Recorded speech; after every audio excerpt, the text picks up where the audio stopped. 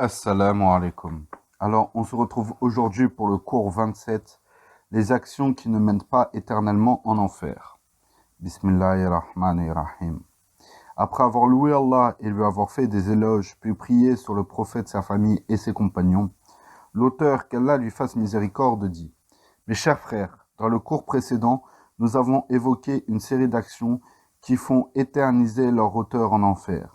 Dans cette leçon, nous allons évoquer avec l'aide d'Allah les actes qui font entrer en enfer mais sans y éterniser. Petit 1.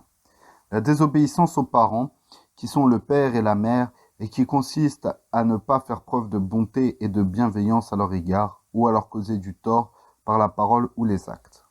Allah dit: Et ton Seigneur a décrété, n'adorez que lui, et faites preuve de bonté envers les pères et mères, si l'un d'eux ou tous deux doivent atteindre la vieillesse auprès de toi, alors ne leur dis point fi, et ne les brusque pas, mais adresse-leur des paroles respectueuses, et par miséricorde abaisse sur eux l'aile de l'humilité, et dis: Ô mon Seigneur, fais-leur à tous deux miséricorde, comme ils m'ont élevé tout petit. Versets 23 et 24, chapitre 17. Sois reconnaissant envers moi, ainsi qu'envers tes parents. C'est vers moi que se fera le retour. Verset 14, chapitre 31. Le prophète sallallahu alayhi wa sallam a dit: Allah a interdit le paradis à 3 catégories de gens: l'alcoolique invétéré, celui qui désobéit à ses parents, et l'impudique qui accepte la débauche sous son toit. Rapporté par l'imam Ahmed. Petit 2. Rompre les liens de parenté, qui consiste à ne pas donner à ses proches leurs droits matériels ou physiques. Jubair ibn Mut'im rapporte que le prophète sallallahu alayhi wa sallam a dit: Celui qui rompt les liens de parenté ne rentrera pas au paradis. Rapporté par le Bukhari et Muslim. Abu Huraira rapporte que le prophète sallallahu alayhi wa sallam a dit: Après la création des liens de parenté, les liens de parenté se levèrent et dirent: Nous voici debout, cherchant la protection contre la rupture. Allah dit: Oui, n'êtes-vous pas satisfait si je reste lié à celui qui vous lie et que je rompe avec celui qui vous rompt? Ils répondirent: Si.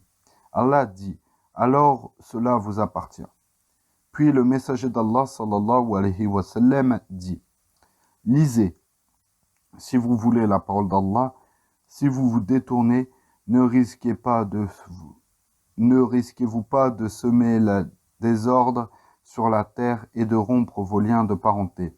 Ceux-là sont ceux qu'Allah a maudits, a rendus sourds et a rendu leurs yeux aveugles. Rapporté par Al-Bukhari et Muslim. Il est triste de voir qu'aujourd'hui, un grand nombre de musulmans négligent le droit des parents et de leurs proches et ont rompu ces liens. Leur excuse est que les membres de leur famille ne prennent jamais de leurs nouvelles. Ceci n'est pas un argument recevable, car un musulman qui ne prend pas des nouvelles de ceux qui en prennent de lui n'agit pas comme Allah le lui ordonne. Un tel agissement est plutôt un échange de bons procédés. Abdallah ibn Amr ibn al-As rapporte que le prophète sallallahu alayhi wa sallam a dit: Celui qui maintient réellement les liens de parenté n'est pas considéré comme tel s'il agit par réciprocité. Il est considéré comme tel alors qu'il les maintient, alors qu'ils sont rompus. Rapporté par Al-Bukhari. Abu Huraira rapporte qu'un homme vint trouver le messager d'Allah sallallahu alayhi wa sallam et lui dit: Ô messager d'Allah, j'ai des proches avec lesquels je maintiens les liens familiaux, mais qui les rompent avec moi. Je leur fais du bien et ils me font du mal.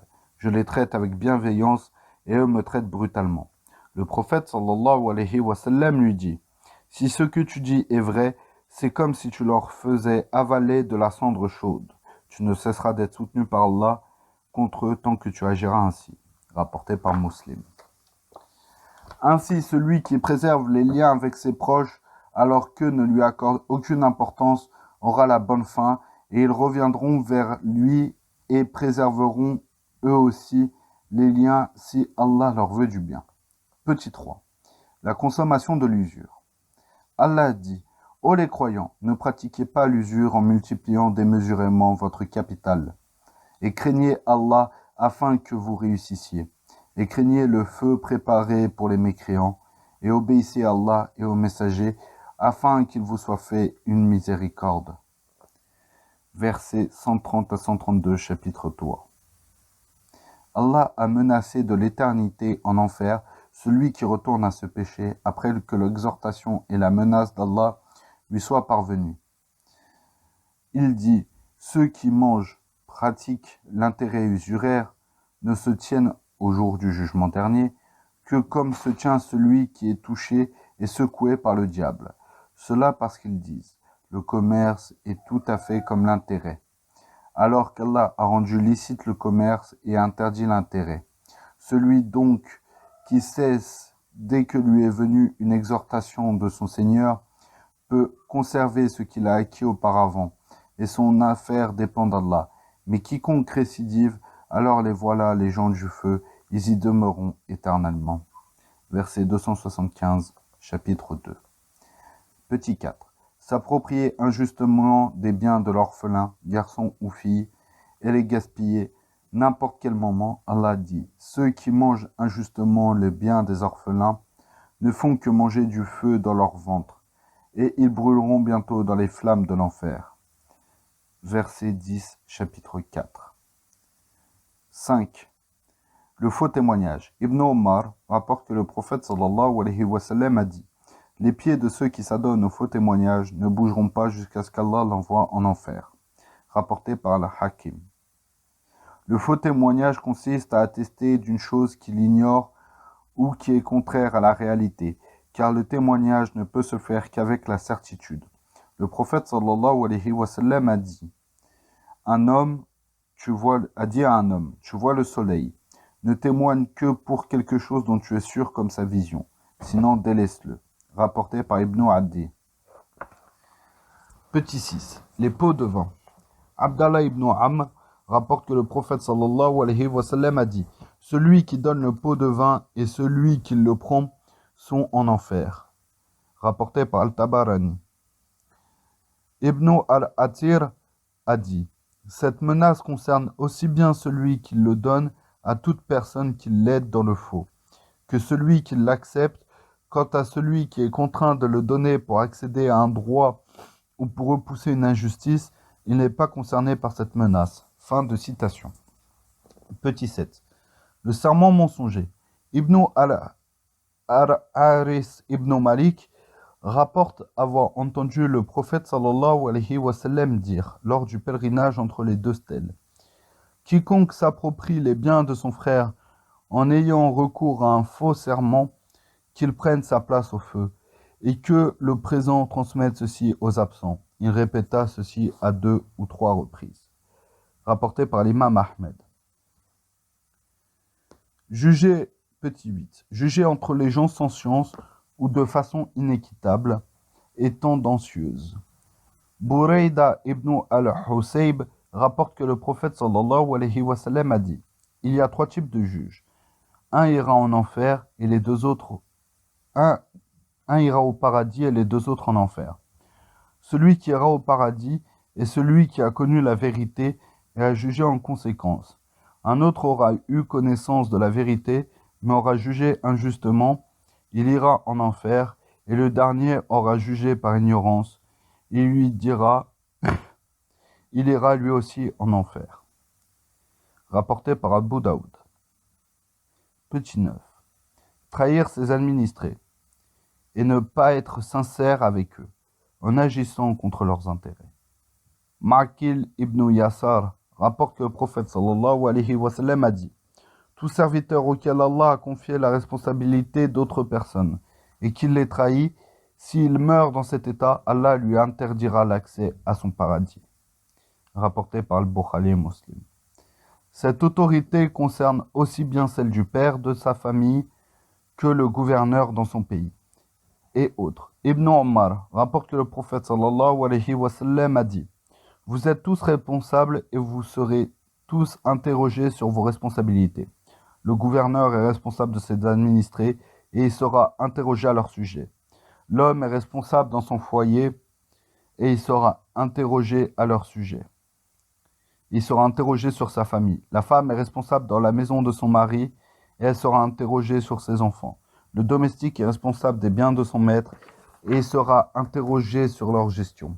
Ainsi, vous êtes tous responsables et vous serez tous interrogés sur vos responsabilités. Rapporté par le Bukhari et Muslim. Petit 10. Reproduire un être humain ou un animal doté d'une âme. Ibn Abbas rapporte que le prophète sallallahu alayhi wa sallam a dit: toute personne qui fait des représentations figurées ira en enfer. Allah dotera chaque image qu'elle aura reproduite d'une âme qui la châtiera. Rapporté par Al-Bukhari et Muslim. Dans une autre version, celui qui dessine ou sculpte un être vivant sera châtié par Allah jusqu'à ce qu'il lui insuffle une âme et il en sera incapable. Il y a cependant aucun mal à dessiner des arbres, des plantes, des fruits ou toute chose créée par Allah selon l'avis de la majorité des savants. D'autres gens de science l'interdisent en vertu du hadith dans lequel Abu Huraira affirme avoir entendu le prophète sallallahu alayhi wa sallam dire: Allah dit: qui est plus injuste que celui qui tente d'imiter ma création? Qu'ils essayent donc de créer une fourmi, un grain de blé ou un grain d'orge. Rapporté par le Bukhari Muslim. Petit 11. Adopter les caractères cités dans le hadith rapporté par Al-Hissa ibn Wahb, qui affirme que le prophète sallallahu alayhi wa sallam a dit: ne vous informerai-je pas des gens de l'enfer, toute personne rude, avare et orgueilleuse. Rapporté par Al-Bukhari Muslim. Le rude est celui qui est dur, qui ne se soumet pas à la vérité, qui n'est pas aimable avec les gens. L'avare est celui qui amasse des fortunes mais n'en dépense pas. L'orgueilleux est celui qui rejette la vérité et n'est pas modeste envers les gens. Il pense être meilleur que tous les autres et que son avis est plus juste que la vérité. Petit 11. Utiliser des récipients d'or et d'argent pour la nourriture ou la boisson, que l'on soit un homme ou une femme. Salama rapporte que le prophète sallallahu alayhi wa sallam a dit: celui qui boit dans des récipients en argent ne fait qu'avaler et secouer le feu de l'enfer dans son ventre.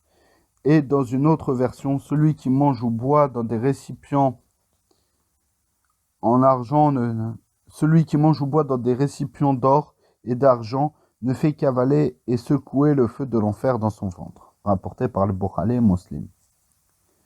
Craignez donc, mes chers frères, les causes qui conduiront en enfer, et accomplissez plutôt les actions qui vous en éloigneront et vous mèneront au paradis.